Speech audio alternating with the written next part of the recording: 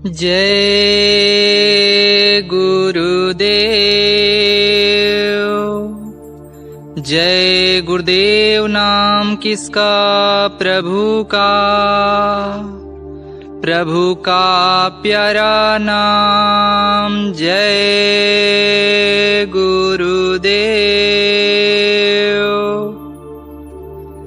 परम पूज्य परम संत बाबा जय गुरुदेव जी महाराज के चरणों में कोटि कोटि नमन एवं आप सभी सत्संगी प्रेमी भाई बहनों को सादर जय गुरुदेव नाम प्रभु का।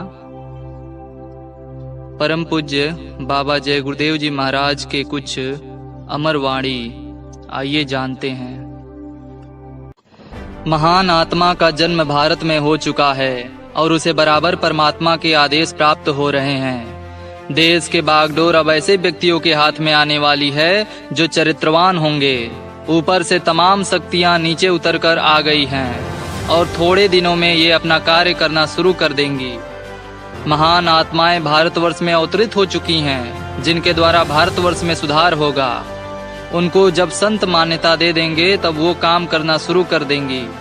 संतों के मान्यता देने पर ही अवतारी शक्तियों की पूजा होती है। जब तक संतों का कार्य समझाने बुझाने का चल रहा है तब तक वे शक्तियां कुछ नहीं कर सकती हैं। वे पूर्ण शाकाहारी हैं और चरित्रवान हैं। बहुत से बच्चे अपनी शिक्षा समाप्त कर चुके हैं और बहुत सी अपनी शिक्षा समाप्त करके विद्यालयों से निकलने वाले हैं। कुछ दिनों में वह महान आत्मा इन बच्चों को संगठित कर लेगी। फिर वे बच्चे क्या काम करेंगे वह समय बताएगा। वो बच्चे जो शासन में आ रहे हैं वे बड़े त्यागी होंगे, न्याय करने में बड़े जालिम होंगे। न्याय के तख्त पर बैठकर वे अपने सगे संबंधियों को भी माफ नहीं करेंगे।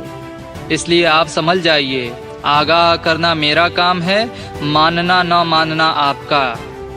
ऐसे लोग पैदा हो गए हैं जो प्लेटफॉर्म पर आएंगे। संगठित होकर वे तुम्हारे बीच आ जाएंगे। शक्ति तो उनमें पहले से मौजूद है, केवल थोड़ा उभार देना होगा, फिर वे काम करने लगेंगे। अवतार जो होता है उसे लोग जान लेते हैं, उसे घोषित नहीं किया जाता है। सूर्य जब निकलता है तो लोग समझते हैं कि सूर्य है, वह कहने नहीं आता है कि मैं सूर्य हूँ। इन बच्चों द्वारा जो संविधान बनाया जाएगा उसको मानने के लिए सभी बाध्य होंगे। हर हिंदू, मुसलमान, हरिजन, ब्राह्मण, क्षत्रिय को उसका पालन करना पड़ेगा। इसलिए आप अभी से चेत जाएं और समझ जाएं। बच्चे जब भारत की बागडोर संभालेंगे तब विश्व के बड़े बड़े लीडर, राष्ट्रपति भारत के उन सभी कर्जों को माफ कर देंगे जिन्हें अगर देश की ईंट ईंट को बेच दिया जाए तब भी अदा नहीं किया जा सकता है। मैं मंच से जो बच्चों का, वीरों का आवाहन करता हूँ वह मेरी आवाज यूं ही नहीं निकलती है। इस समय देश में जहाँ जहाँ भी बच्चे हैं उनमें एक शक्ति का संचार होता है और उनमें जागृति आती है। उनमें इस बात की फुर्ना पैदा होती है कि अब कुछ कर दिया जाए, लेकिन समय से सब काम होता है। सूरज अगर समय से पहले निकल जाए तो उसकी कदर नहीं रहेगी। थोड़ा सब्र कर लो। वो बच्चे जो आगे आने वाले हैं सच्चे सेवादार होंगे और गांव-गांव में घूमते घूमते उनकी जूतियां घिस जाएंगी। जब तक वो एक एक को रोटी नहीं दे देंगे खुद रोटी नहीं खाएंगे। उन बच्चों की बातों को तुम्हें मानना होगा। ग्रामवासियों, तुम घबराओ नहीं, धीरज रखो। वे बच्चे जब शासन में आ जाएंगे तो तुम्हें और तुम्हारे बच्चों को सुबह, दोपहर, शाम भरपेट भोजन देंगे। तुम्हें कोई तकलीफ नहीं होने देंगे। उन बच्चों के आने का समय निश्चित है और उसी समय देश की बागडोर उनके हाथों में चली जाएगी। बच्चों, जन जन को रोटी देना, कपड़ा देना, सुरक्षा देना, व्यवस्था करना, हर प्रकार की सुख सुविधाओं को देना तुम्हारा काम होगा। मेरा काम आत्माओं को जगाकर परमात्मा के पास पहुंचाने का होगा। तुम्हारी ये बड़ी बड़ी डिग्रियां धरी रह जाएंगी और इनकी कोई कदर नहीं होगी। भविष्य में आने वाले ये सीधे साधे लोग सेवा और कर्मठता का आदर्श दिखा देंगे। महान शक्तियां जब कार्य क्षेत्र में उतरेंगी तो 50% टैक्स समाप्त हो जाएंगे। आगे क्या क्या होने वाला है यदि मैं तुम्हें अभी बता दूं तो तुम्हारी फूंक निकल जाएगी। अभी तो तुम मन के लड्डू खूब खा लो। अमेरिका, इंग्लैंड, स्विट्जरलैंड के बैंकों में खूब रुपया जमा कर लो, फिर आगे देखो क्या होता है। कोई आदमी मेरे शब्दों को तोड़ मरोड़ कर लिखने की कोशिश न करे, वरना गलत मतलब हो जाएगा और इसके लिए तुमको सजा मिल जाएगी। हर स्थान पर सत्संग का पूरा रिकॉर्ड रखा जाता है और टेप रिकॉर्डर भी चल रहे हैं जिसे कभी भी सुना जा सकता है। तुम्हारी नस नस को मैं जानता हूँ, तुम्हारी हर फितरत को मैं जानता हूँ। अगर ऐसा न होता तो इसमें ऐसे लोग बैठे हैं जो मुझे दिन में 100 बार खरीदते हैं और 100 बार बेच देते हैं। स्वप्न में जो मुझको ऊपर से आदेश मिलते हैं उन्हें मैं बराबर लोगों को सुनाया करता हूँ। मेरी कोई भी बात न गलत हुई और न भविष्य में कभी गलत होगी। उड़ने वाले लोग कहाँ जाकर गिरते हैं यह देखते रहो। मेरा किसी से कोई बंधन नहीं है। अगर तुम मेरी बातों को मानोगे तो मैं तुम्हें नरक और 84 से बचा लूंगा। महात्मा झूठ नहीं बोलते हैं, उन्हें मोड़ने की कोशिश मत करो। अगर वे मुड़ जाएंगे और अपनी निगाहें फेर लेंगे तो तुम दशरथ की तरह घुट घुट कर मर जाओगे और वे परवाह भी नहीं करेंगे। मेरी 100 बातें हैं, उनमें से कुछ बातों को मैंने लोगों से बताया है जो बहुत ही मामूली है और पेड़ की पत्ती या छोटी छोटी डालियों के रूप में है। अगर पूरी बता दूं तो लोगों की रातों की नींद उड़ जाएगी। आपको समझाया जा रहा है माफी मिल जाएगी, किंतु न्याय के तख्त पर बैठने के बाद फिर माफी का कोई प्रश्न नहीं उठता है। जैसा भी करोगे उसका फैसला तुम्हारे सामने आएगा। भारत में करोड़ों लोगों का मांस, मछली, अंडा, शराब मैंने छुड़ा दिया। मेरे दिमाग में तो पाकिस्तान है ही नहीं। मैं हिंदू मुसलमान में कोई भी फर्क नहीं मानता। मेरे प्रेमी यदि जेल जाएंगे तो उनकी जमानत हो जाएगी, वे फिर बाहर आ जाएंगे। पर बंदो, तुम जब जेल में चले जाओगे तो तुम्हारी कोई सुनवाई कहीं नहीं होगी। न सुप्रीम कोर्ट न हाई कोर्ट, कहीं भी तुम्हारी फरियाद नहीं पहुंचेगी। अभी क्या देखते हो, अभी तो कितने बाबा जय गुरुदेव बनेंगे और लोग भ्रमित हो जाएंगे। तुम मेरी नकल मत करना। मेरी इस बात को तुम नोट कर लो कि जो लोग मेरी नकल करेंगे वो मारे जाएंगे। यह मेरा प्रचार बहुत तेजी से बढ़ेगा और वक्त आ रहा है जब तुम मेरी बातों को मानने के लिए मजबूर हो जाओगे। तुम्हारी छोटी मोटी बातों का जवाब तो मेरे ये प्रेमी देते रहेंगे। और प्रेमियों, तुम्हें अब चुप रहने की जरूरत नहीं है। तुम लिख करके मुंह से जैसे भी जरूरत पड़े तुम सबकी बातों का खूब जवाब दो।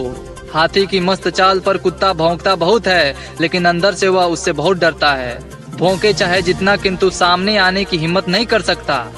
कुत्ते के भौंकने से हाथी अपनी चाल नहीं बदल देता है। तुम अपने काम में लगे रहो, अपने लक्ष्य पर डटे रहो। कोई तुम्हें क्या कहता है उसकी सुनो ही मत। गालियां तो मुझे भी दी जाती हैं, लेकिन मुझे अपने काम से फुर्सत नहीं है कि बैठकर सबकी बातों को सुनूं। यह मेरी धार जो काम कर रही है, इसके सामने जो भी आएगा कट जाएगा। अगर मैं अपने सभी प्रेमियों को सड़क पर लिटा दूं और चाहे कितनी ट्रकें उन पर चला जाए, उनका बाल बाका नहीं होगा और मरेंगे नहीं। अगर तुम लिटा कर चला दो तो सबका सफाया हो जाएगा। इतने प्रेमी हैं कि अगर एक एक धोती फेंकने लग जाए तो दब कर मर जाऊं। आगे चलकर आपसे कोई पूछे बाबा जी का परिचय तो बता देना कि बाबा जी का आश्रम मथुरा में है। आगे सत्संग इतना बढ़ेगा, इतने लोग आएंगे कि मेले लगेंगे। जो सामने से नहीं आते वो छुप कर आएंगे। तुम्हारे सामने ही उनसे झाड़ू लगवाऊंगा।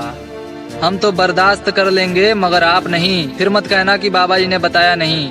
हे बच्चा, जब सबकी दाढ़ी में आग लगेगी तो सब अपना अपना देखेंगे कि तुम्हारा देखेंगे। बचाव के लिए वह पक्का सच्चा ढाल, सुरक्षा कवच प्रभु का सच्चा भजन ही है। एक समय आएगा जबकि जो कुछ मैं कहूँगा वह सभी पार्टी वालों को कहना होगा। सत्संगियों को तो जोर शोर से कदम बढ़ाना चाहिए। जब लोग सच को झूठ करने में लगे हुए हैं तो क्या तुम सत्य को सत्य भी नहीं कह सकते हो? हमको किसी ने ठाकुर कहा, किसी ने ब्राह्मण, धोबी और चमार भी कहा, किसी ने सुभाष भी कह दिया। मैंने तो कभी कहा नहीं, परंतु मैं उन झूठे प्रचारों से प्रसन्न रहा। आप एड़ी से चोटी तक जोर लगा लीजिए, कुछ होने वाला नहीं है। इतिहास बताता है कि जब जब पाप अत्याचार बढ़ा तो धार्मिक लोगों के द्वारा ही देश में परिवर्तन हुआ। बात बात में कस्में खाने वाले लोग सावधान हो जाइए। भविष्य में एक ऐसा समय आ रहा है जबकि बच्चे या आदमी की कसम खाने पर वह तुरंत सामने लेट जाएगा। मेरे करोड़ों पर्चे जो भारत में बांटे जा रहे हैं उनमें लिखी हुई सभी बातें सत्य होंगी। ये भगवान का सम्मान है, साधारण पर्चा नहीं है। तुम लोग मेरे काम में बाधा नहीं पहुंचा सकते हो। मैं इस अखाड़े का सबसे बड़ा खिलाड़ी हूँ। विदेशी बैंकों में रुपया जमा करने की इस समय होड़ लगी हुई है। लोग ख्याल करते हैं कि समय पड़ने पर बाहर जाकर धन का उपयोग करेंगे, किंतु उन्हें नहीं मालूम कि सबकी खोपड़ियों के दांव पेच को कोई ऊपर से देख रहा है। राम के दाढ़ी मूछ थी और कृष्ण के भी थी, मूछ की शान होती थी। अब तो सब सफाचट हो गए, किंतु आगे फिर वक्त आ रहा है कि लोग दाढ़ी रखने लगेंगे। परमात्मा तुमसे नाराज हो चुका है। मैंने उससे कहा कि तुम्हारे बच्चे हैं, इनको एकाएक सजा दोगे तो बेचारे बेमौत मारे जाएंगे, धीरे धीरे इनको सजा दो तो शायद संभल जाएं। टोपी तो उस समय की थी, उसे यह था कि सीधे जाना है। साफा तो भारतीय पहनावा है और पुरानी संस्कृति है, इसके धारण करने से बुद्धि कंट्रोल में रहती है। 6 महीने के अंदर 2 करोड़ आदमी इस साफे में देखने को मिलेंगे, जो ऊपर में हजारों घूम रहे हैं, और जब वे गिरने लगे तब मैं बच्चों के इन साफा वालों के पास आकर खड़े हो जाना। जहां तक इन साफा वालों की दृष्टि जाएगी वहां तक कोई मरने वाला नहीं है। समय आ रहा है, आस्तिक लोग एक तरफ हो जाएंगे और नास्तिक लोग दूसरी तरफ हो जाएंगे। फिर कुदरत सबके कर्मों का फल देगी। एक नया पैसा इनको नहीं दिया, किराए पर नहीं बुलाया। ये पैसे का प्रचार नहीं है, यह सुख, कल्याण, धर्म का प्रचार है। भारत में अब धर्म का प्रचार होगा। ऐसा परिवर्तन होगा देश में जो आपके दिल दिमाग में नहीं है। वह समय चला आ रहा है जब समय का और तुम्हारा भरत मिलाप होगा, तभी गुल खिलेगा। यह नहीं बताऊंगा कि परिवर्तन कैसे होगा। मैं भारत की धरती पर बड़े बड़े मंच लगवाऊंगा और जनता से पूछूंगा कि जो वादे मैंने किए वो पूरे हुए या नहीं। जब जनता अपने दोनों हाथ उठाकर कहेगी कि बाबा जी जो वादे आपने किए वो सभी पूरे हो गए, तभी बाबा जी मानने वाले हैं और तभी बाबा जी जाने वाले हैं। इस समय लाखों गायें देश में कट रही हैं और सभी महात्मा और जनता गंगा स्नान करके अपने अपने स्थान पर चले जाते हैं। तो सोचें कि इस प्रकार गंगा में स्नान करके हमने कौन सा पुण्य कमाया।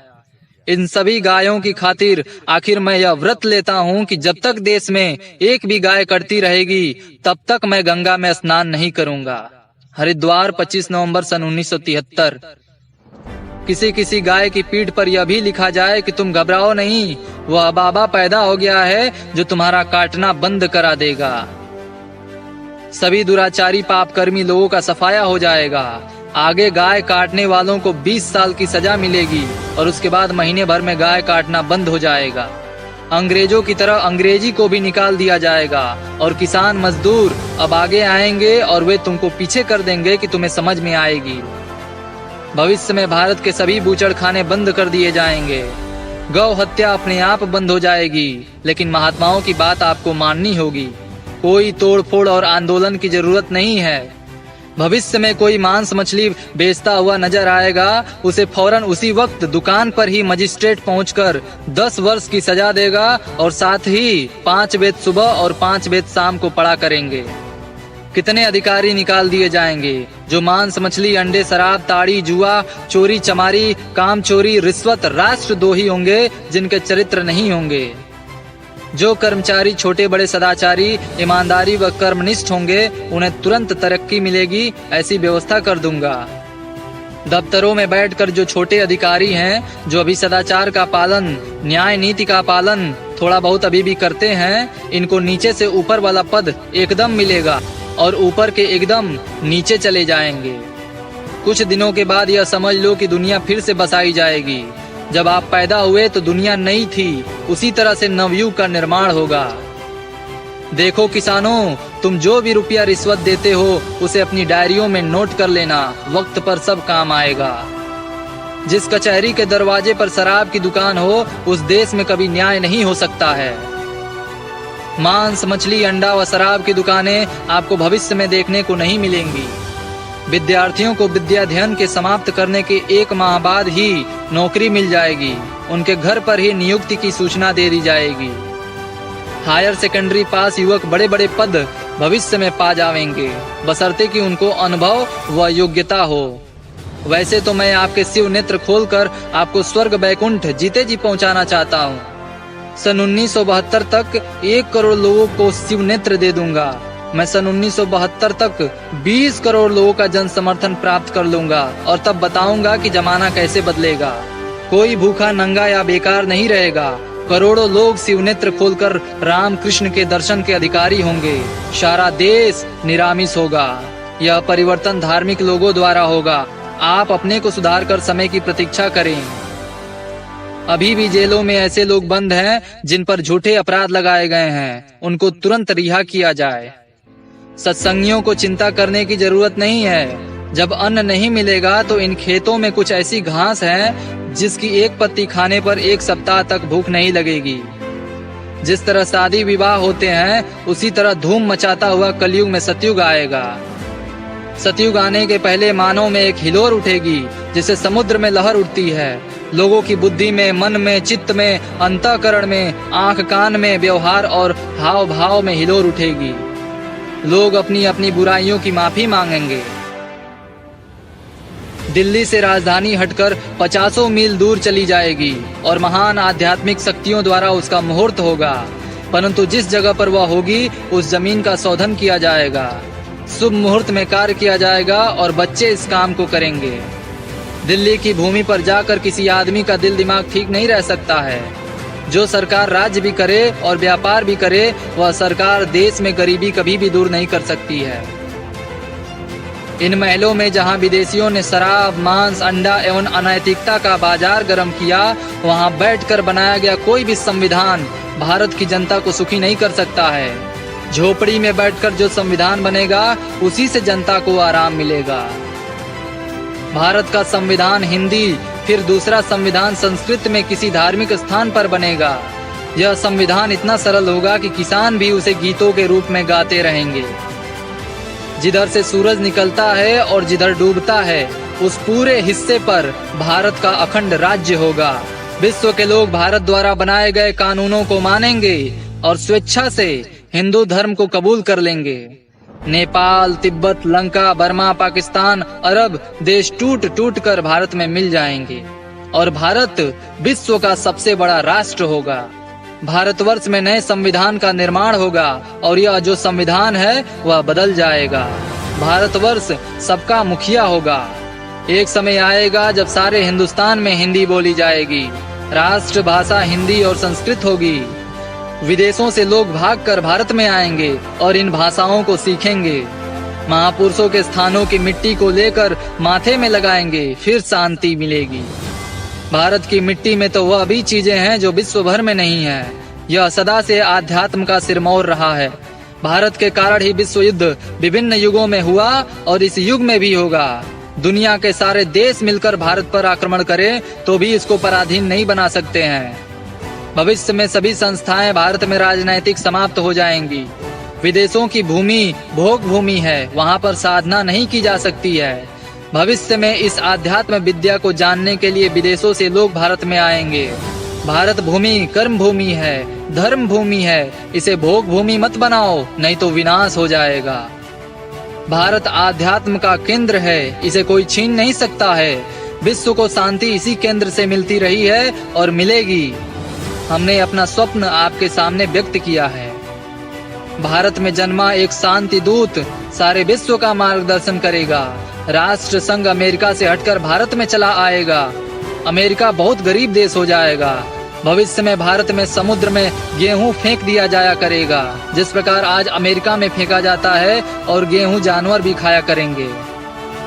भविष्य में हिमालय पर्वत से एवं भारत भूमि से इतने अधिक हीरे जवाहरात निकलेंगे कि भारत की नारियां आभूषणों से लदी रहेंगी।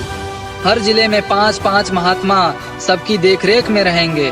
इनको हर अपराध पर सजा देने का अधिकार होगा। ऐसे हवाई जहाज बनने वाले हैं जो भारत से अमेरिका की यात्रा 1 घंटे में पूरी करेंगे। आगे समय में सारे विश्व में एक जनसंहारकारी क्रांति होगी, जिसमें दुनिया की आबादी घटकर बहुत कम हो जाएगी।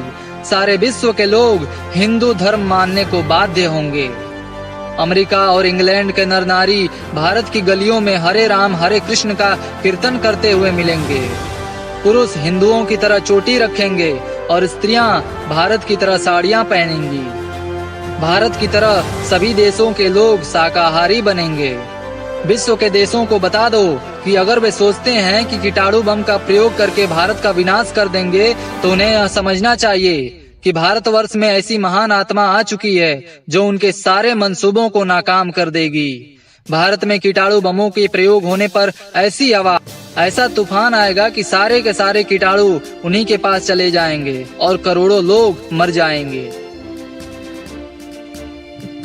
विश्व के संपूर्ण राष्ट्र अपने सभी अस्त्रों शस्त्रों के साथ मिलकर एक बारगी भारत पर आक्रमण करें तो भी जीत नहीं सकते हैं। भारत की जनता भविष्य में आंखों से शोले बरसाएगी और वर्तमान के इन गद्दारों के प्रति उसके दिल में इतनी नफरत की आग झरेगी, वो इनके चिन्हों को एक ईंट भी कहीं मिल गई तो उसे भी खोदकर समुद्र में डाल देगी। केवल गांधी और सुभाष के नाम बचेंगे और सभी नेताओं के नाम हमेशा के लिए डूब जाएंगे। निकट भविष्य में संपूर्ण भारतवर्ष में एक आध्यात्मिक क्रांति होगी। कोई लड़ाई झगड़ा, आंदोलन, तोड़फोड़ या खून खराबा नहीं होगा, बल्कि सद्भावों और प्रेम की क्रांति होगी। इसमें पढ़े लिखे अनपढ़ सभी लोग आ जाएंगे। दया, प्रेम, सेवा, उदारता, त्याग की भावना पैदा होगी। एक आदमी दुनिया में ऐसा पैदा हो गया है जो दुनिया के इतिहास को बदल देगा। वह दुनिया के लिए इतना अच्छा और इतना खराब साबित होगा कि अब तक के इतिहास को बदल देगा। जब वक्त आ जाएगा तब तुम्हें पता चलेगा। यह मामूली बात नहीं है, बड़ी बात है। इस बड़ी बात को समय आने पर ही कहना चाहता हूँ। इतना जबरदस्त जागरण सत्संग द्वारा शुरू हो गया है कि जो छोटा सा शरीर आपके सामने है सेवादार के रूप में, उसके दाएं बाएं आगे पीछे चारों तरफ कुछ ही समय में करोड़ों करोड़ों की भीड़ आपको देखने को मिलेगी। इस समय काल की प्रबल धार चल रही है। जो महात्माओं के निकट आते जा रहे हैं उनमें उतनी दयाल धार भी काम कर रही है। दुनिया का कुछ हेर फेर जो होगा सो होगा, लेकिन दोनों धारें काम कर रही हैं। राजा जाति की बात करेगा तो कभी न्याय नहीं कर सकेगा। साधु जाति की बात करेगा तो जीवों का कल्याण नहीं कर सकेगा। प्रातः काल आकाश में बादल छाए रहें, दोपहर को सूरज तपे, कड़ी धूप हो और रात में आसमान साफ रहे तो यह निश्चय है कि अकाल पड़ेगा। राजा वही है जो नियम लागू करता है तथा उसी के अनुसार अपने भी चलता है। वैसे तो कोई भी बात तुमसे एक बार कह दी जाए तो तुम्हें उस पर पूरी तरह अमल करना चाहिए, लेकिन जब वही बात कई बार कह दी जाए तब तो तुम्हें भूलना ही नहीं चाहिए। भारत की संस्कृति को, धर्म और मर्यादा को पृथ्वी पर लाना है। वह आएगी चाहे आसमान टूट जाए, पृथ्वी फट जाए, तूफान आ जाए, आंधी आ जाए और भी कुछ हो जाए, धर्म आकर ही रहेगा। मैं कोई विदेशी नहीं हूँ, मैं भारत का हूँ और इन्हीं माताओं के गर्भ से जन्म लिया हूँ। मैं 101 आने राष्ट्रभक्त हूँ, समाज सुधारक हूँ तथा आत्म कल्याण का संदेश देता हूँ। उत्तर प्रदेश के मिट्टी के कणों में यह ताकत है कि जो भी उस पर पैदा होता है वह सभी को हजम कर जाता है। उसमें पक्षपात नहीं है जैसा कि अन्य प्रांतों में पक्षपात है। काफी महान आत्माएं इसी उत्तर प्रदेश के गंगा जमुना के मध्य भाग में ही जन्म लेती हैं, जो लोगों को व्यापक रूप देकर अपने में मिलाती हैं। कुछ जवान और बूढ़े अपने को मनमुख होकर अवतार बनने लगे हैं। नकली अवतारों की चिट्ठियां हमारे पास बहुत आती हैं। सत्संग में नकली अवतार बन गए। आप प्रेमी नकली अवतारों से सावधान। हमारी बात कहना तो दूर, अपने को अवतार सिद्ध करने लगे। उनके ऊपर कुकर्म का अंबार बोझा लद गया, सिर पर कुकर्म का भूत चढ़कर बोल रहा है। सारे उत्पाद का खजाना राजनीति है, यह झूठ की जड़ है। राजनीति को छोड़ दो, राजनीति तोड़ती है, वह जोड़ती नहीं है। जो सबसे अच्छे किस्म के आदमी होते हैं वे शासन में चले जाते हैं। दोयम किस्म के लोग व्यापार में लग जाते हैं और जो थर्ड क्लास के आदमी होते हैं वे राजनीति में भाग लेते हैं। आंदोलन तोड़फोड़ करने वालों का साथ मत दो, अपनी संपत्ति को बचाओ क्योंकि देश अपना है। मुझे राज्य नहीं करना है, राज्य तुमसे करवाना है। अगर तुम मांस, मछली, अंडा, शराब, आंदोलन, तोड़फोड़, अन्याय, रिश्वत, कत्ल करके बेगुनाहों को फंसाना छोड़ो तो मैं शुद्ध आध्यात्मवाद का प्रचार करूं। मैं पक्का भारतीय मानव पुजारी हूँ। अहिंसा परम धर्म है, इसको मानता हूँ। आत्मा को परमात्मा से जोड़ता हूँ। बुराई को निकालकर अच्छाई, सदाचार, चरित्र धन भरता हूँ। यह जो मंदिर बन रहा है और तुम सेवा कर रहे हो, इसका प्रचार मैंने नहीं किया। जिस दिन प्रचार कर दूंगा फिर तो सारा देश देखने के लिए टूट पड़ेगा। तुम्हारे बनने में देर है, मेरे उठाने में देर नहीं है। तुमने दोनों तरफ का साथी बना लिया है। महात्मा जिसे पकड़ते हैं न इधर छोड़ते हैं न उधर छोड़ते हैं। वे देखते रहते हैं कि किसका समय पूरा हो रहा है, उसके साथ हो गए और अंतर में संभाल करने लगे। यही सच्चा संबंध है। तुम किसी पूरे समर्थ गुरु को ढूंढो। महात्माओं की संगत में आकर सब यह न समझे कि उन सब की सदगति हो जाएगी। भ्रम वाले कभी पार नहीं जा सकते हैं। सत्संगियों को बर्दाश्त करना है, भले ही दूसरों का दोष रहे पर वह सत्संगियों पर आएगा, ऐसा देखा गया है। साधक को कमजोर नहीं बनना चाहिए, अपने परिश्रम से निराश न होकर लगा रहे। कम बोलो, कम बोलने से अनेकों लाभ होते हैं। कम बोलने से दूसरे की निंदा या बुराई नहीं करोगे और पापों से बच जाओगे। गम खाओ, बर्दाश्त तो करना ही चाहिए। जिस काम के करने से चेतन आत्मा को दुख होता है वही काम पाप है, और जिस काम से आत्मा को सुख मिलता है वही काम पुण्य है। मुझे काम करने वाले लोग चाहिए, केवल बातें करने वाले नहीं। परमार्थ में चलने के पहले मनुष्य को सत्यवादी होना आवश्यक है। जहाँ किसी की निंदा आलोचना होती हो वहाँ सत्संगी कभी मत बैठे। जो लोग दुनिया का काम ठीक से नहीं कर सकते हैं वे परमार्थ का काम भी ठीक से नहीं कर सकते हैं। परमात्मा न अंधा है और न बहरा है। अंधे तो हम हो गए हैं कि इस मनुष्य शरीर में उस परमात्मा को न बुला सके। वह सेवक नहीं है जो किसी से विरोध करे। सेवक को गुरु की आज्ञा के बगैर कोई ऐसा काम नहीं करना चाहिए जिससे संगत का नुकसान हो और सत्य रास्ते में गंदगी पैदा हो। सत्संगी अपना एक मिनट भी बर्बाद न करे। शरीर रक्षा के कार्यों को करने के बाद जो समय बचे उसे साधन भजन व धर्म के प्रचार कार्यों में लगाए। जब प्रेम उमड़ता है तो पतंगे दीपक पर जल जाते हैं। तुम भी ऐसा जलो कि बाहर से कोई समझ न सके। महात्माओं की दया उन्हीं पर काम करती है जो दीन और नम्र हो जाते हैं। सोच समझकर जिसमें तुम्हारा परमार्थी लाभ हो वही काम करो। अपने संसारी काम में उतना ही काम करो जिससे तुम्हारे परमार्थ का नुकसान न हो। महात्माओं के दरबार में खाक छाननी होगी तब तुम्हें कुछ मिलेगा। तुम पैसे वाले हो, ओहदे वाले हो तो यहाँ क्यों प्रार्थना करते हो? जब राम थे तब हनुमान थे, कृष्ण थे तब अर्जुन और उद्धव थे। आज तुम हो तो मैं हूँ। मैं कब कहता हूँ कि परमात्मा नहीं मिलेगा? आओ, तुम भी प्राप्त कर सकते हो। तुम्हें भेद मिल जाएगा, रास्ता मिल जाएगा। तुम साधना शुरू कर दो जैसा तुमसे कहा जाए। तुम्हें अनुभव न हो तो मुझसे कहना।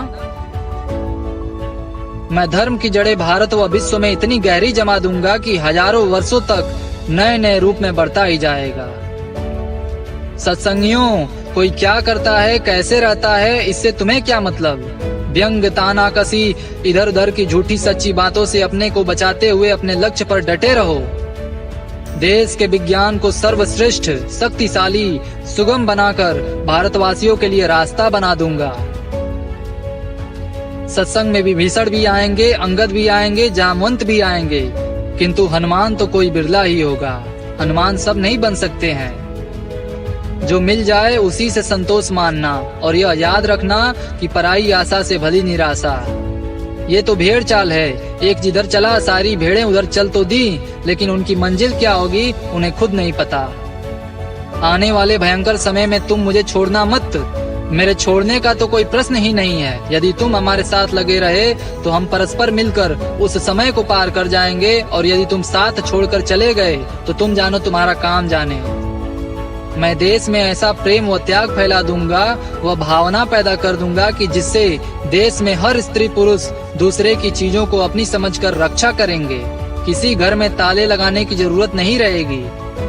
संत सर्वसमर्थ होते हैं। भक्तों के लिए आवश्यकता पड़ने पर वे भाग्य को भी बदल देते हैं। प्रेमी जनों, तुम सब प्रेम की मस्ती में रहना, किसी की तरफ देखना नहीं। सत्संग के वचनों को याद रखना। आपस में एक दूसरे से प्रेम भाव के साथ स्त्री पुरुष मिलते रहना। सुमरन ध्यान भजन में पूरा समय ठीक से देना। साप्ताहिक सत्संग में जरूर उपस्थित होना। हमारी एक एक बात को करोड़ों की समझिए, उसके सामने करोड़ भी कुछ नहीं है। सत्संगी जन इस भाव का प्रदर्शन न करे कि हम सेवा करते हैं। आपके मुंह से तथा भाव से यदि किसी ने जान लिया तो उसका फल 1 रुपए से 1 पैसा रह जाता है, और कुछ दिनों में वह भी खत्म हो जाता है। सेवा वही उत्तम है जिसको केवल गुरु जानता हो और कोई न जान सके। संत मत में रहकर चरण स्पर्श केवल गुरु का ही करना चाहिए। जो सत्संगी दूसरों से चरण स्पर्श करवाता है वह अपना तो नुकसान करता ही है, दूसरों का भी नुकसान करता है। अपनी बुराइयां देखो। जब तुमसे कोई बुराई न होगी तब दूसरों की दूर करना। चुप रहकर काम करने वाले अच्छे होते हैं। जो काम करता है उसी को सुनना भी पड़ता है और सहना भी पड़ता है। जिन लोगों को नामदान मिल गया है वे अपनी साधना में लगे हैं। वे यह मत सोचें कि बाबा जी यदि चले गए तो उन्हें मझधार में छोड़ जाएंगे। वे उधर से भी खींचते रहेंगे। जरूरत आने पर पतंग की तरह से फौरन खींच लिया जाएगा। तुमको किसी से भी डरने की जरूरत नहीं है। निर्भीक होकर तुम अपने धर्म के प्रचार में लग जाओ। मेरी बातों को जन जन तक पहुंचा दो। दीवारों पर लिखकर, मुंह से बताकर, पर्चे बंटवाकर, जैसे भी हो इस काम में लग जाओ। इस सेवा से तुम्हारे कर्मों की सफाई होगी, जमीन की तैयारी होगी और फिर समय आने पर भजन ध्यान तुमसे करवा लिया जाएगा। भगवान की दया होने जा रही है। मेरी प्रार्थना है कि उसकी दया स्वीकार कर लो। अवहेलना मत करो। नासवान चीजों के लिए इतनी मित्रता और इस दया के लिए इतना भी नहीं करोगे। मेरा दरवाजा सबके लिए खुला है। तुम चाहे कोई भी आ जाओ, मुझे किसी की बुराई नहीं देखनी है। तुम्हारी आत्माओं के कल्याण के लिए मुझे जो भी परिश्रम करना पड़ेगा मैं सबके लिए तैयार हूँ। तुमने जो कुछ भी पिछला किया उसको मुझे नहीं देखना है। मेरे पास आने के बाद तुम उन सब बुराइयों से हाथ जोड़ लो और दक्षिणा में अपनी बुराइयों को मुझे दे दो। दिव्य दृष्टि खोलकर परमात्मा का दर्शन कराना तो मेरा काम ही है, पर इसके लिए आपके नैतिक चरित्रों को उठाना अनिवार्य है। मैं आपकी गंदी से गंदी सेवा करने आया हूँ। आपकी हर गंदगी को ले लूंगा। मुझे कोई घृणा नहीं है। अगर कहीं घृणा हमको हो गई तो जो ये पीछे बैठे हैं पीट करके चले जाएंगे। कोई नहीं समझ सकता है कि बाबा जी इनको क्या देते हैं। आप उनसे पूछिए जो एक अक्षर भी नहीं पढ़ा हो। उनसे आप बात करके देखिए। उनकी बातों का जवाब आप नहीं दे पाएंगे। ऐसा इनको समझा दिया है, पिला दिया है कि आपके धोखे में आने वाले नहीं हैं। आप इनको बरगला नहीं सकते हैं। यह जो सेवा तुमसे ली जा रही है उसमें तुम्हारे पापों को धोया जा रहा है। इस कार्य की मजदूरी मिलेगी जो परमार्थ की दौलत होगी और परमात्मा की प्राप्ति का रास्ता सुगम कर दिया जाएगा। बाबा जी सब कुछ देखते रहते हैं। उनकी निगाहों को कोई धोखा नहीं दे सकता है। तुम चाहे 7 कोठरी के अंदर भी छिपकर कोई काम करो, बाबा जी को सब कुछ मालूम हो जाता है। महात्मा सबकी नस पकड़े रहते हैं। उनके सामने तुम्हारे सभी हथकंडे और तुम्हारी सारी फितरतें नाकामयाब हो जाएंगी। मैं उस जमाने का आदमी हूँ जब 1 रुपए का 60 किलो चना मिलता था। मुझ पर खूब चिमटों की मार पड़ी है। मैंने वो अभी सहन किया है। जब जाकर मुझे चीज प्राप्त हुई है। आपको तो मुफ्त में मिल रही है। आपकी कोई परीक्षा नहीं ली जा रही है। धर्मराय के दरबार में जब तुमसे पूछा जाएगा कि तुम्हें मृत्यु लोक में किसी ने समझाया नहीं था कि अंडा, शराब, मांस, खाना पीना, आंदोलन, हड़ताल, तोड़फोड़, कत्ल, चोरी, झूठ ये सब पाप कर्म हैं। और बंदे, तुमने अगर यह कह दिया कि नहीं, तो मैं वह बाबा हूँ कि तत्क्षण वहीं प्रकट होकर यह बता दूंगा कि किस स्थान पर, किस घड़ी में मैंने इनको समझाया था। मेरे सामने भजन कर लो। मेहनत कम, मजदूरी ज्यादा। जल्दी का काम शैतान का होता है, इसलिए किसी भी काम में जल्दीबाजी नहीं करनी चाहिए। आप सबसे मेरी प्रार्थना है कि जय गुरुदेव नाम चाहे कहीं भी लिखो, उसे मिटाए नहीं। जो जय गुरुदेव नाम मिटाएगा उसको बहुत बड़ी परेशानी आएगी। महाभारत की तरह, कौरवों की तरह, यदुवंशियों की तरह वह मिट जाएगा। जय गुरुदेव नाम प्रभु का है, मेरा नहीं। मौत के समय जब तुम इस नाम को बोलोगे तो मैं मिलूंगा और तुम्हारी सहायता करूंगा। अगर तुम यह नाम नहीं लोगे तो मैं नहीं मिलूंगा। यदि तुमने जय गुरुदेव का नाम लिया और तुम्हें नहीं मिला तो यह नाम झूठा सिद्ध हो जाएगा। जय गुरुदेव नाम चक्र सुदर्शन की भांति नर नारियों की रक्षा करेगा। कलयुग में कलयुग जाएगा और कलयुग में सतयुग आएगा। जय गुरुदेव का झंडा पूरे विश्व को अपने नीचे खड़ा होने के लिए विवश कर देगा। जय गुरुदेव नाम परमात्मा का है। भारी मुसीबत, परेशानी, बीमारी में जब चारों तरफ से निराश हो जाओ तो 4 मिनट तक आंख बंद करके इस नाम का उच्चारण करना। यदि तुम्हारी तकलीफ कम हो जाती है और फायदा होता है तो उसी दिन से तुम मांस, मछली, अंडा, शराब आदि का सेवन करना छोड़ देना। जिस तरह से विज्ञान ने सिद्ध किया है कि पेड़ पौधे बोलते हैं, उसी प्रकार आने वाले वैज्ञानिक इस बात को सिद्ध कर देंगे कि दीवारों में से भी जय गुरुदेव की आवाज आ रही है। महान संकट के समय में जय गुरुदेव नाम से जीवों की रक्षा होगी।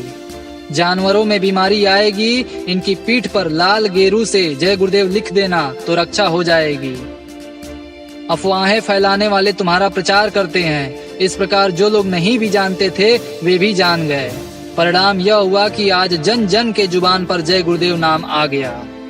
अभी तो भविष्य में बंबई में बड़ा काम करना है, इसलिए संसार वासियों के सामने जय गुरुदेव नाम का भूत खड़ा कर दिया जाएगा।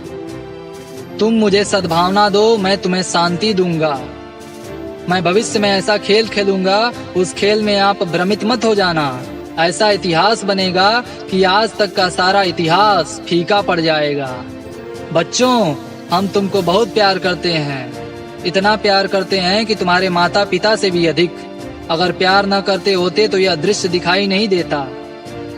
आध्यात्मिक मुहूर्त अलग होता है, बुद्धि से जो मुहूर्त निकाला जाता है पन्ना में वो अलग। लौकिक और पारलौकिक दोनों शिक्षाओं की अब जरूरत है।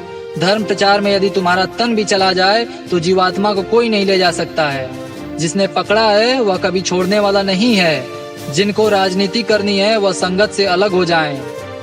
गुरु से कपट करते हैं, मित्र से चोरी करते हैं, वे या तो निर्धनता को प्राप्त होते हैं या कोढ़ी हो जाते हैं। कभी तुम गुरु बनने का काम मत करना। अगर तुम में समर्थता न हो तो तुम इस काम को मत करना। जीवात्माओं की जिम्मेदारी लेना हंसी खेल नहीं है। अरे बच्चे बच्चियों, रोए बिना वह प्रभु प्राप्त नहीं होता है। यदि तुम्हें कोई कुछ कहता है, गाली गलौज देता है तो उसका प्रतिवाद मत करो, बल्कि चुप हो जाओ और उसके पैर छू लो। संगत की सेवा सबसे ऊंची सेवा है। अगर कोई तुम्हारे दरवाजे पर भिखारी आ जाए तो तुमसे जो बने दे दो। तकलीफों का आना भी जरूरी है। जब तक ये नहीं आएंगी तुम परमात्मा की पुकार भी नहीं करोगे। तुम लोग तो गुरु भाई हो, तुमको एक जगह जाना है, अलग अलग तो जाना नहीं है। असल में ये ही सच्चे भाई हैं। आपके बच्चों को आपसे भी अधिक प्यार करता हूँ। सतयुग आएगा, इसका ढिंढोरा सभी लोग जोर शोर से पीट दीजिए। मैं सिर ढकता हूँ और सब लोगों के सिर ढका दूंगा। मैं आपको पापों से छुड़ाने आया हूँ, मुझे आपसे कुछ नहीं लेना है।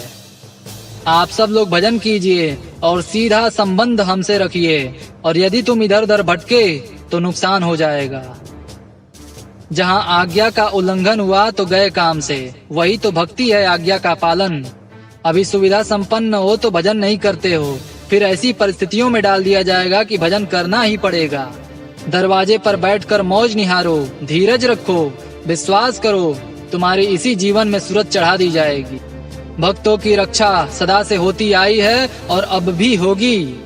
यदि लंका में विभीषण की कुटिया बच सकती थी तो अब भी ईश्वर को मानने वालों और धर्म पर चलने वालों की रक्षा ऐसे भीषण समय में की जाएगी। आप हमारे सत्संग वचनों को हीरे जवाहरात, सोना चांदी पैसे से भी ज्यादा संभाल कर रखना। अगर आपने हमारे सत्संग वचनों को भुला दिया तो आप बहुत बड़ी मुसीबत में फंस जाओगे। धर्म के रास्ते पर अगर तुम्हारी गर्दन भी उड़ जाए तो कोई बात नहीं, मेरा विश्वास है भगवान हमारी तकलीफ में कूद पड़ेगा। काला कपड़ा नहीं पहनना चाहिए, काला कपड़ा यमराज का है। मनुष्य को मारने की चाहे पेट में हो या बाहर बहुत बड़ी हत्या होती है। तुम्हारी इच्छा हो तो 10 शादी करो, 5 शादी करो, 3 करो या 2 करो, लेकिन समाज के अंदर रहकर और ढिंढोरा पीट कर करो। रसोई में कभी खाना नहीं खाना चाहिए। जो बच्चे हुक्का बीड़ी सिगरेट नहीं पीते हैं वे भूल कर भी भविष्य में इसका सेवन न करें। देवियों, जब तुम्हारे पति किसी बुरे काम के लिए बाहर जाने लगे तो तुम उन्हें टोक देना। जब तुम उन्हें टोक दोगी तो असगुन हो जाएगा और काम में उन्हें सफलता नहीं मिलेगी। कहाँ स्त्रियां धर्म की रक्षा करती थी, कहाँ स्त्रियां ही अंडा, शराब, मांस, सिगरेट आदि सब व्यसन करने लगी हैं। घर में अगर 7 साल की लड़की है और 12 साल का लड़का है तो उस पर पूरी निगरानी रखना जरूरी है। ऐसा जमाना आ गया है। सत्संग जब होता है तब जय गुरुदेव मत बोलो, ध्यान से वचनों को सुनो। बीच में बोलते हो तो बात कट जाती है। जो बच्चे और बच्चियां रिश्वत के पैसे से पलेंगे, जो इनकम दिल दुखा कर लिया गया है, तो दिल की दुख भरी आह तुम्हारे दिल पर और बच्चे बच्चियों के दिमाग पर अवश्य असर करेगी और लड़के लड़कियों के चरित्र खराब अवश्य होंगे।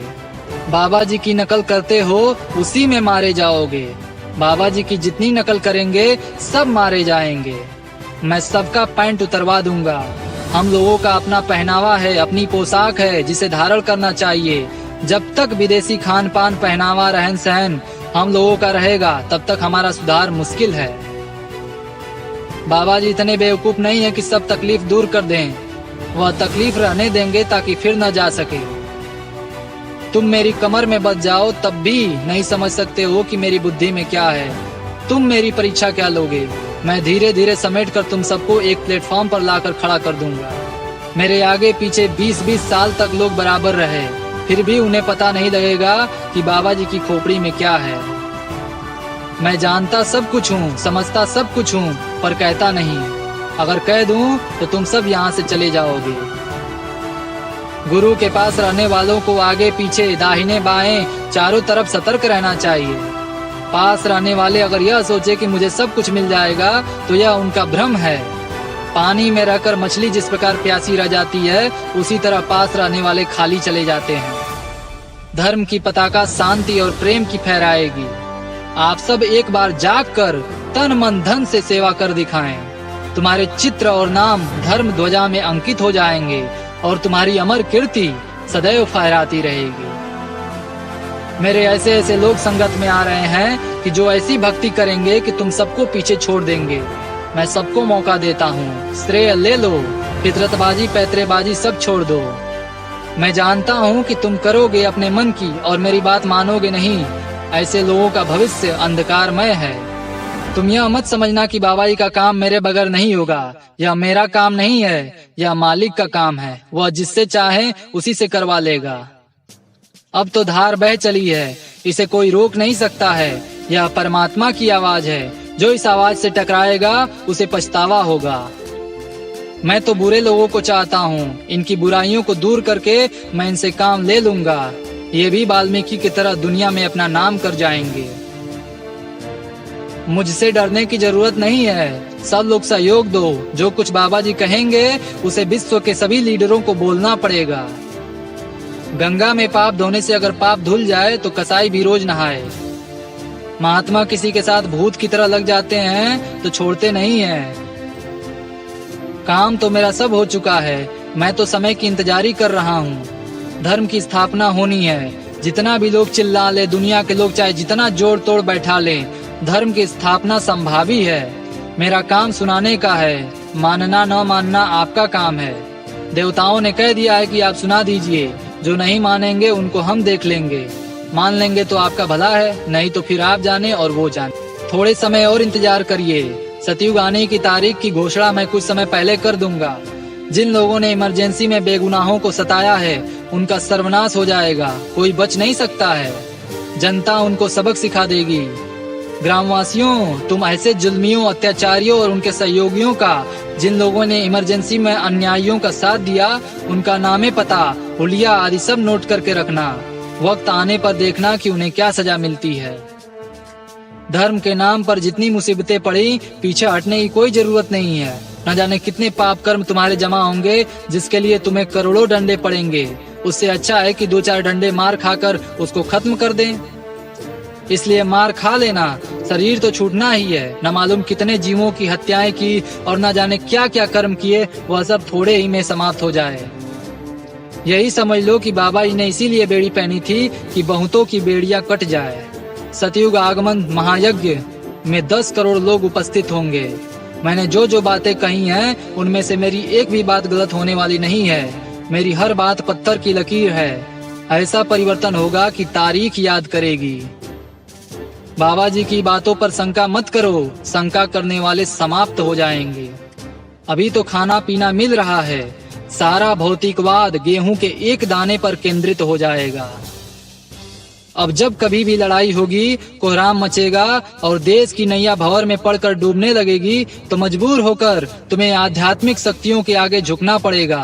दया की भीख मांगनी होगी, फिर देश की रक्षा महात्मा करेंगे।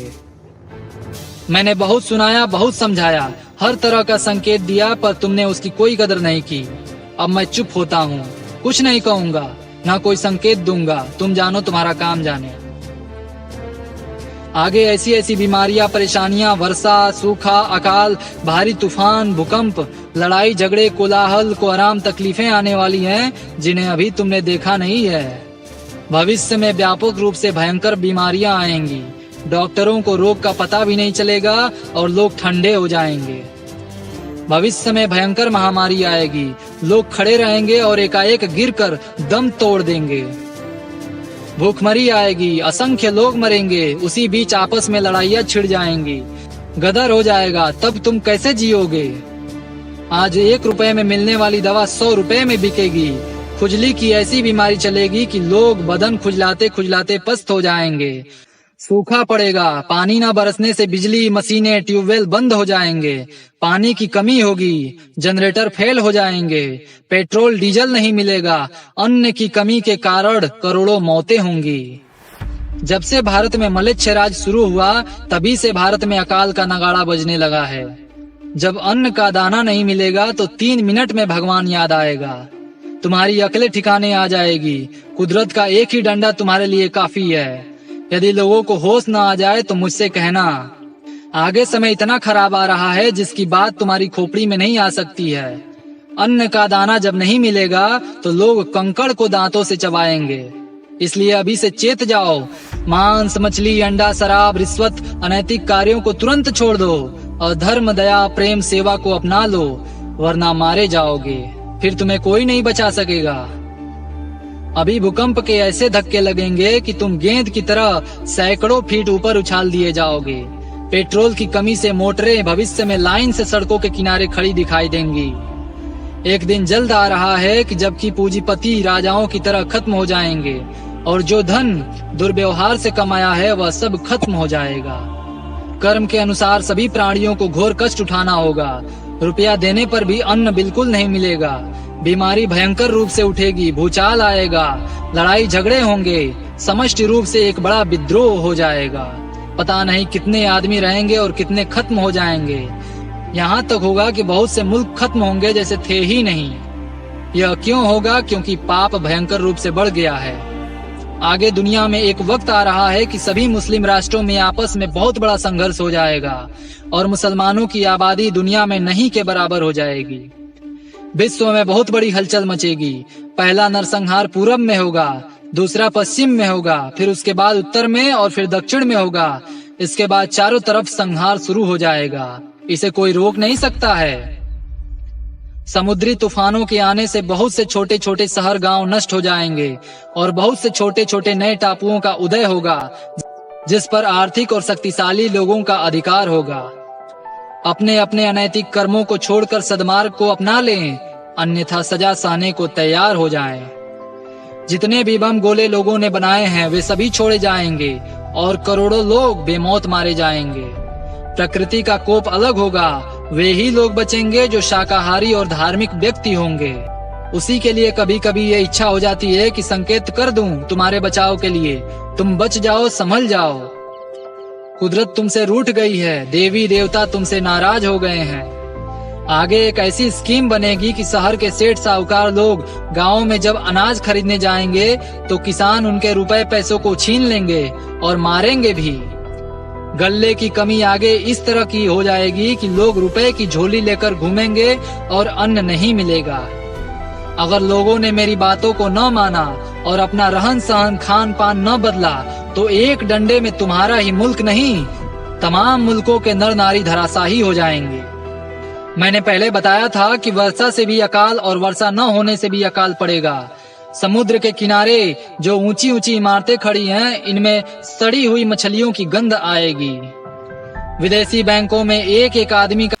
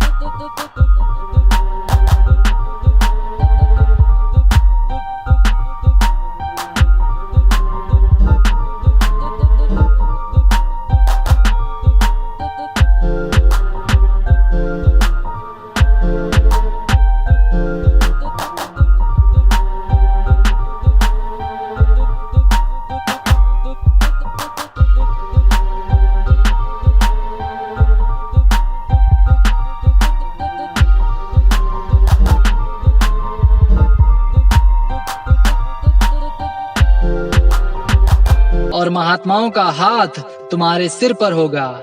अपने पथ से विचलित मत होना। जय गुरुदेव। तो ये रहे परम संत बाबा जय गुरुदेव जी महाराज की अमर वाणी। जय गुरुदेव। जय गुरुदेव नाम किसका? प्रभु का प्यारा नाम। जय गुरुदेव।